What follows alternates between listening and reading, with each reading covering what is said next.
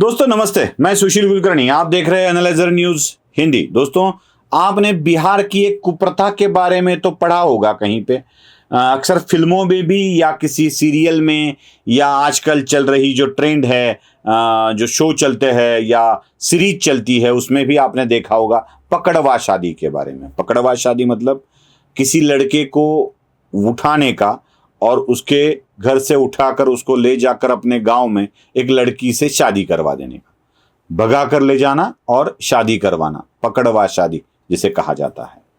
मतलब उसके पास कोई चॉइस नहीं रहता है, उठा लेकर लेके आते हैं, शादी कर देते हैं।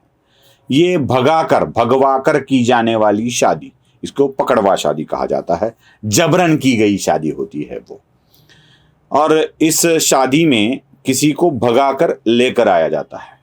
एक शादी का उदाहरण मैं आपको बता रहा हूं। दूसरा, मुझे ये दोनों संदर्भ आपको बताने इसलिए है कि आगे जो जानकारी मैं आपको देने वाला हूं बड़ी रोचक है। आप जरा सुन लीजिएगा, थोड़ा सा लगेगा कि बहुत लंबा हो रहा है। आपने वो सिंघम पिक्चर देखा है ना, सिंघम, जिसके आखिरी वाले क्लाइमैक्स वाले सीन में जब सारे के सारे मिलकर उस विलन के घर में बैठ जाते हैं, प्रकाश राज विलन का काम करते हैं, उसमें बैठ जाते हैं और वो कंप्लेंट करता है गोवा के डीजीपी से कि ए डीजीपी जरा समझा तो इनको, ये क्या बात कर रहे हैं। तो डीजीपी बड़े आराम से कहता है, कहाँ है डीजीपी, वो तो तुम्हारी ड्यूटी कर कर कर थक गया है, सो गया है बेचारा, अब कल ही उठेगा। कहाँ है डीजीपी, यही एक सवाल मन में आता है। उसी तरह यही दो उदाहरण मैं बार बार याद कर रहा हूं। कल नागपुर में महाविकास आघाड़ी की वज्रमूठ वाली सभा हो गई।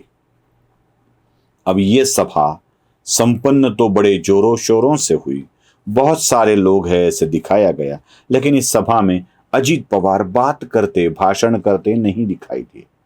अब अजीत पवार के भाषण के बारे में तो बहुत सारे लोग कई बातें बोलते रहते हैं, चलो छोड़ दीजिए, हमें उसके ऊपर जाना नहीं है ज़्यादा। अजीत पवार के ऊपर किस दिन और एक नया वीडियो बना लेंगे। बस मुझे एक बात आपके सामने रखनी है। अजीत पवार के बिना भाषण हुई सभा एक बहुत बड़ी सभा हुई, ये तो कहा गया, लेकिन इस सभा में बाला साहब ठाकरे कहाँ है, यही एक सवाल मेरे मन में आता है। उद्धव बाला साहब ठाकरे की शिवसेना का नाम ही शिवसेना उद्धव बाला साहब ठाकरे, और उद्धव ठाकरे वही अपना पुराना राग अलापते हमेशा नजर आते हैं। वही एक बात बार बार वही बात दोहराते नजर आते हैं और कहते हैं कि मैं बाला साहब ठाकरे का बेटा हूं, बाला साहब ठाकरे की पार्टी है, मेरे बाप को चुरा लिया है, मेरी पार्टी को चुरा लिया है, मेरे चिन्ह को चुरा लिया है, वो तीर कमान वाला चिन्ह उसको भी चुरा लिया है, मेरे बाप को भी चुरा लिया है। ये क्या पकड़वा शादी चल रही है बिहार जैसी, उठा के लेके आओ और चलने दो। एक बात मैं आपको बताना चाहता हूं, भगा कर ले जाना और भगा देना, इसमें बहुत बड़ा अंतर है। पकड़वा शादी में भी भगा कर ले जाते हैं और शादी करवा देते हैं, मतलब उस घर से उठा कर लेके आते हैं, अपने घर में स्थापित कर देते हैं। लेकिन भगा देना एक अलग बात है। घर में शादी कर कर आई लड़की को भगा दिया जाता है तो अपने घर में रखा नहीं जाता या किसी के घर में रखा नहीं जाता। कोई लोग होते हैं, कोई ऐसे पुत्र भी होते हैं जो माँ बाप को भगा देते हैं घर से, क्योंकि संभालना मुश्किल हो गया है, ऐसा लगता है, वो बोझ बनने लगते हैं तो भगा देते हैं। तो भगा कर ले जाना और भगा देना, इसमें बहुत बड़ा अंतर होता है। क्या उद्धव ठाकरे के पिता, महाराष्ट्र के नेता, इनकी चोरी हो सकती है? बाला साहब ठाकरे की चोरी हो सकती है? एक मंदिर से मैं आपको बता दूं, उदाहरण के तौर पर, समझ में जल्दी आएगा आपको, बड़ा ही अच्छा उदाहरण होगा ये। जब हम्पी में, कर्नाटक के विजापुर के बाद होस्पेट के करीब एक हम्पी शिल्पों का एरिया है, जहां से विट्ठल मूर्ति को भगाकर ले आया गया। मतलब उस मंदिर में जब यवनों का आक्रमण हो रहा था, जब उस मंदिर को ध्वस्त किया जा रहा था, मतलब जब हम्पी में जो कृष्णदेवराय या देवराय फैमिली का जो राज चलता था, उसके ऊपर बहमनी साम्राज्य के अलग अलग सम्राटों से आक्रमण हो रहा था, तो उस मूर्ति को बचाने के लिए, विट्ठल को बचाने के लिए उस वहां से विट्ठल को उठाया गया और पंढरपुर आकर स्थापित किया गया। पंढरपुर के मंदिर में यह कहानी बताई जाती है, इसीलिए विट्ठल को कानड़ाऊ विट्ठल कहा जाता है।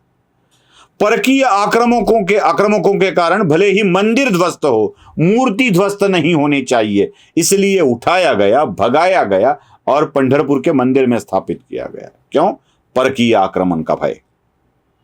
अब जब परकीय आक्रमण के भय के कारण मूर्ति को विस्थापित किया जाता है और बड़े अभिमान से बताया जाता है कि कानड़ाऊ विट्ठल है, वैसे ही कांग्रेस और राष्ट्रवादी कांग्रेस, जिनके साथ बाड़ा साहब कभी भी जाना नहीं चाहते थे, बल्कि बाड़ा साहब ने खुद कह दिया था कि मैं अपनी दुकान बंद कर दूंगा जब मेरी पार्टी का कांग्रेस होने जा रही है, तो दुकान बंद कर दूंगा मेरी। और इसी परकीय आक्रमण के कारण, भय के कारण मूर्ति को क्षति पहुंचनी नहीं चाहिए, इसलिए अगर बाड़ा साहब ठाकरे को शिंदे ने किसी अलग पार्टी में स्थापित कर दिया है तो अच्छा किया है या बुरा, इसका फैसला आपको करना है। बट ठीक है, चलिए मान लिया कि आप बाड़ा साहब के बेटे हो, इसलिए बाड़ा साहब ठाकरे के ऊपर आपका अधिकार है, लेकिन आप कहां रख रहे हैं बाड़ा साहब को? नागपुर की वज्रमूठ वाली सभा में जब भी देखा तब क्या नजर आया? बाड़ा साहब है ही नहीं। कहां है बाड़ा साहब? जैसे वो सवाल पूछा जाता है ना, कहां है डीजीपी? डीजीपी तो सो गया है। तो बाड़ा साहब कहां है? कहां रखे हैं बाड़ा साहब को? मैं आपको कुछ यहां वो उस सभा के जाहिरात हेतु, प्रसारण हेतु कुछ बैनर लगवाए गए थे नागपुर में, उसके कुछ चंद तस्वीरें आपको दिखाना चाहता हूं।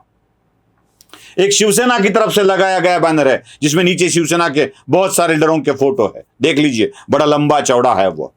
जरा ठीक से दिखाओ भाई, सबको पता चले कि बाड़ा साहब है कि नहीं। ढूंढिए कहीं बाड़ा साहब मिलते हैं तो। कहीं भी नहीं है। कहां चले गए बाड़ा साहब? या और एक है सुनील केदार, जो उस वज्रमूठ के संयोजक भी थे और मुख्य आयोजक भी थे, उनकी तरफ से लगाए गए बैनर देखिए, दिख रहे हैं कहीं बाड़ा साहब? चलो, राष्ट्रवादी वाले जो बैनर लगाए गए हैं अनिल देशमुख द्वारा, उसमें देखिए, दिख रहे हैं कहीं आपको बाड़ा साहब? जरा ठीक से देख लीजिएगा इस बैनर को, तीनों बैनर को ठीक से देखना है आपको। दिख रहे हैं कहीं बाड़ा साहब आपको? कहीं भी नहीं दिख रहे। मतलब अब बाड़ा साहब की जरूरत उद्धव ठाकरे को भी शायद नहीं रही है, और इसी के कारण बैनर पे से बाड़ा साहब ठाकरे को हटाया गया है। यही हटाते हैं, यही कहते हैं कि मेरे बाप को चुरा लिया है, मेरे पार्टी को चुरा लिया है। आपको ही आपके पिता का सम्मान आपके सहयोगी द्वारा रखना नहीं आता है, और अब बार बार ये दावा करते हैं कि बाड़ा साहब को चुरा लिया है। यही गलत बात आपको हर बार ध्यान में रखनी चाहिए। बस इतना ही। नमस्ते।